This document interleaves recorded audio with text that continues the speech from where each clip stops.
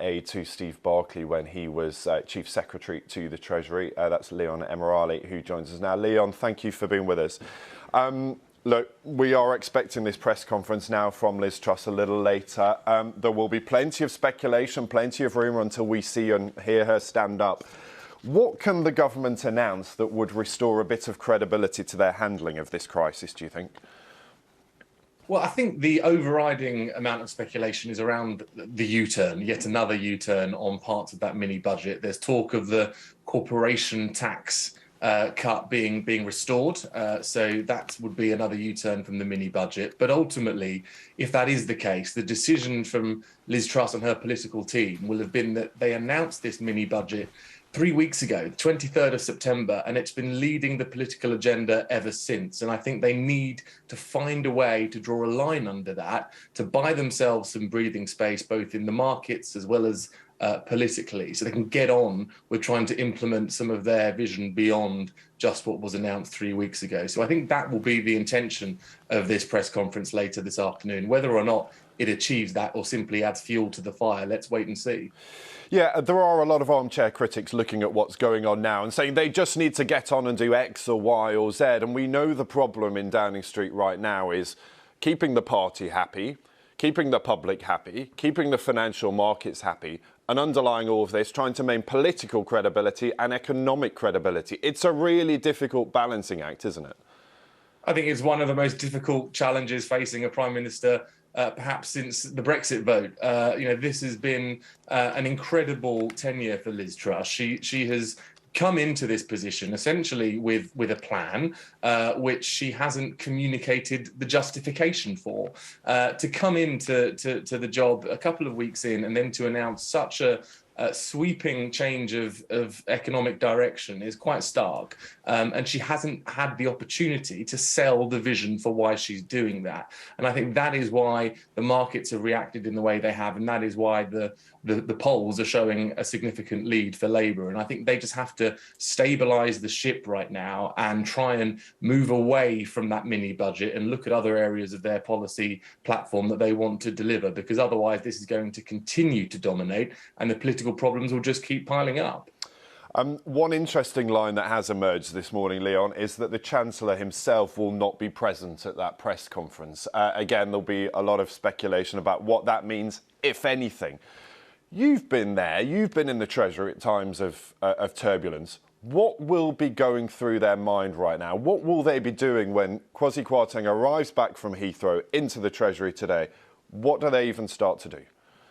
Well, I think ultimately they will be working closely with Number 10 to make sure that there is coordination with whatever is announced. And I think that if the noises coming from both Number 10 and the Treasury in recent weeks are to be believed, there has been a slight disconnect between the communication of Number 11 Downing Street and Number 10 Downing Street. So I think they're going to have to make sure they are joined up in their approach. And certainly Kwasi Kwarteng is going to be looking over his shoulder, really. The fact that he hasn't been invited to this press conference may seem worrying for him on a personal level, but ultimately the Prime Minister is now in a position to take ownership of this. And I think that is, frankly, her job. She has to be the one that's fronting this rather than simply delegating responsibility to the others. So there's going to be a lot of talk between the two departments, a lot of plans hopefully in place that everyone is agreed on. And then it will be the case over the weekend to take to the airwaves to sell the reason why they've taken these actions, if it is a U-turn or if it's another policy announcement, to really communicate that vision so that the markets hopefully are reassured and so are voters. Yeah, and you talked there about the kind of joined up approach, the importance of how this looks, the optics. We know that that is such an important part of this job too, isn't it? Presenting that united front. I don't want to labour the point, but how important is it that the Chancellor won't be at the press conference?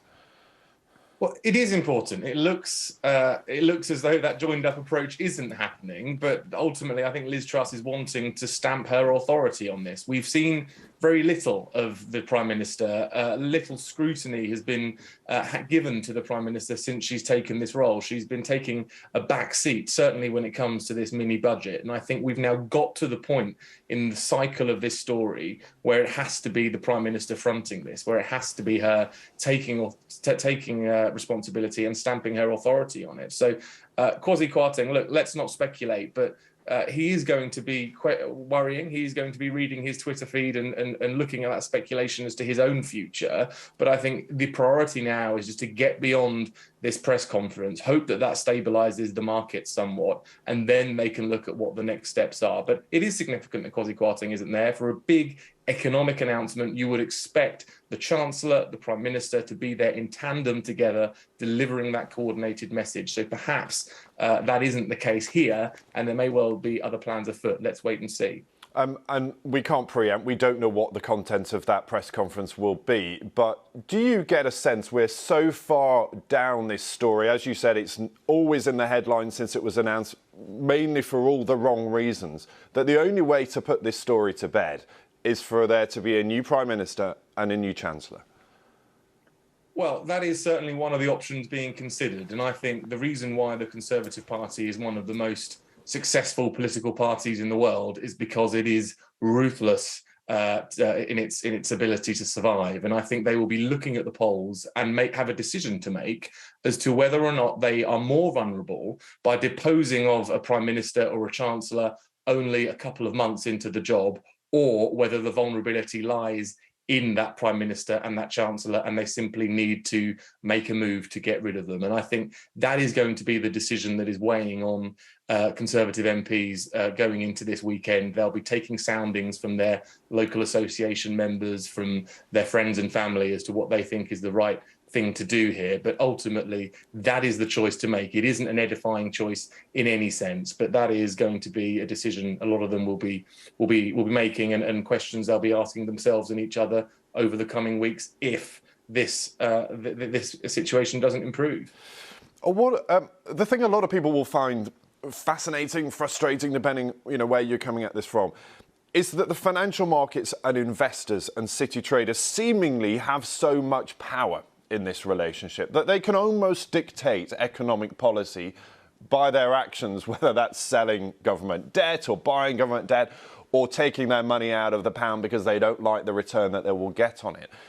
Is that a fair balance? Does the city have too much power over what happens in Downing Street? Well, the city is a vital part of the economy, and it isn't just bankers in glass towers making decisions that impact the thinking of Number 10. That those decisions made in the financial markets have an impact in the real world, whether that is on people's interest rates on the mortgage they pay, or the size of their pension funds that they've invested in. So these decisions do have a big impact in people's everyday lives as well. So that is why they are given a great deal of importance. And it is the job of the Treasury, of the Chancellor and the Prime Minister to ensure that the markets are brought in on the journey, the economic journey that they are taking the country on. And clearly there is that tension when the mini budget was announced between the markets and between the political direction. And that's what's led us to this turbulence in the markets. And also the markets set the economic weather in this country. When we hear about the turmoil in the markets, we get a sense, even if we don't quite necessarily understand bonds and gilts and all the technical terminology going around it, we understand that something is afoot, and it makes us feel a level of uncertainty. And I think that is the influence of the markets, and something that the government need to address. Leon, it's been really interesting to have your thoughts with us this morning in what will be a very busy day, but we're grateful for your insight there. Thanks very much, Leon Emirali there.